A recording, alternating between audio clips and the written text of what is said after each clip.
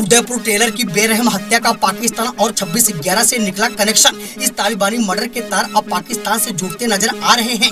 SIT ने लगभग 8 से 10 मोबाइल नंबर ट्रेस किए हैं जिनकी लोकेशन पाकिस्तान से लेकर भारत में आई है। उन नंबरों पर रियाज जब्बार और गौस मोहम्मद की लगातार बातचीत भी हो रही थी। अब इस इनपुट ने खुफिया तंत्र के कान खड़े कर दिए हैं। इस बाबत राजस्थान के गृह राज्य मंत्री राजेंद्र सिंह यादव ने कहा कि दोनों के मोबाइल में पाकिस्तान और अरब देशों के नंबर भी मिले हैं। अब एक के बाद एक हो रहे खुलासे से जो खबर सामने निकल कर आ रही है वो है कि इन आतंकियों ने पाकिस्तान के कराची में अपनी आतंकी ट्रेनिंग को पूरी किया है।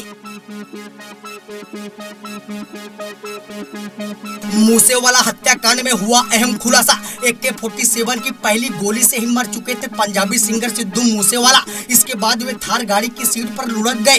इसके बाद शार्प शूटर ने ताबड़तोड़ गोलियां बरसाई। वहीं दिल्ली द्वारा पकड़े गए शार्प शूटर से अंकित सिरसा से पूछताछ के बाद इसका खुलासा हुआ है। जब मूसेवाला के शव का पोस्टमार्टम हुआ तो उनके डेड बॉडी में 7 गोलियां सीधे लगी थी। इसके अलावा बॉडी पर 24 निशान गोलियों के और मिले हैं। इससे जाहिर है कि मूसेवाला की बेरहमी के साथ हत्या की गई थी।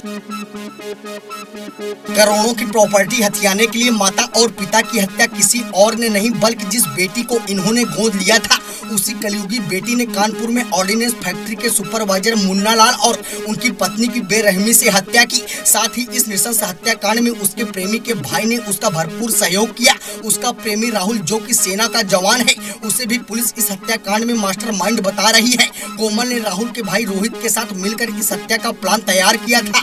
इस प्लान का अहम हिस्सा ये भी था कि मर्डर करने के बाद वह अपने भाई को उसमें फंसाएगी या फिर नींद की हालत में उसे फांसी के फंदे पर लटकाएगी, मगर इनका दोनों प्लान कैंसिल हो गया। इस हत्याकांड का पर्दाफाश उस समय हुआ जब फोरेंसिक जांच के दौरान रोहित और कोमल के हाथ खून से सने मिले। इस हत्याकांड के दौरान जब रोहित ने दंपति का गला रेतने के लिए चापड़ उठाया तो एक बार उसके हाथ कांप गए, मगर उसी समय साथ में मौजूद रही कलयुगी बेटी ने स्वयं चापड़ से अपने माता पिता को मौत के घाट उतार दिया। आस्था को तार तार करते शराबी। पहले शराबी संगम क्षेत्र के गंगा नदी के नैनी अरेल घाट पर आते हैं। पहले वे नहाते हैं, उसके बाद शुरू होता है पैक बनाने का दौर। फिर वे शराब पीते हैं, साथ ही सिगरेट का कश लगाते हुए शराबी इस वायरल वीडियो में नजर आ रहे हैं।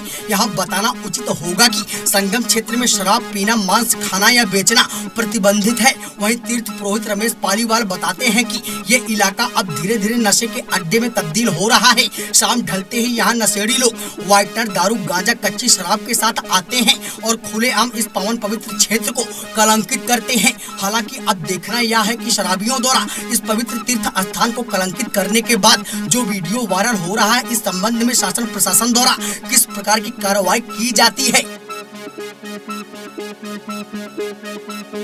आजादी के बाद पहली बार विधान परिषद में कांग्रेस शून्य हो जाएगी। यहाँ यह भी बताना उचित होगा कि 113 साल में पहली बार ऐसा होगा जब विधान परिषद में कांग्रेस का प्रतिनिधित्व ही नहीं होगा। उसके एकमात्र सदस्य दीपक सिंह का कार्यकाल आज खत्म हो गया है।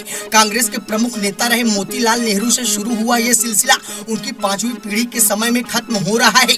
वहीं यूपी कोटे से भी राज्यसभा में कांग्रेस पहले ही मुक्त हो चुकी है। इस तरह यूपी से न तो संसद के उच्च सदन में और न ही विधान परिषद में कांग्रेस का कोई सदस्य होगा।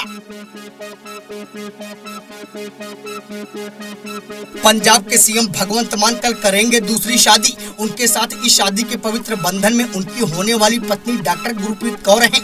वहीं मान की पहली पत्नी इंद्रप्रीत कौर से 2015 में तलाक हो गया था। पहली पत्नी से भगवंत मान को 2 बच्चे हुए थे।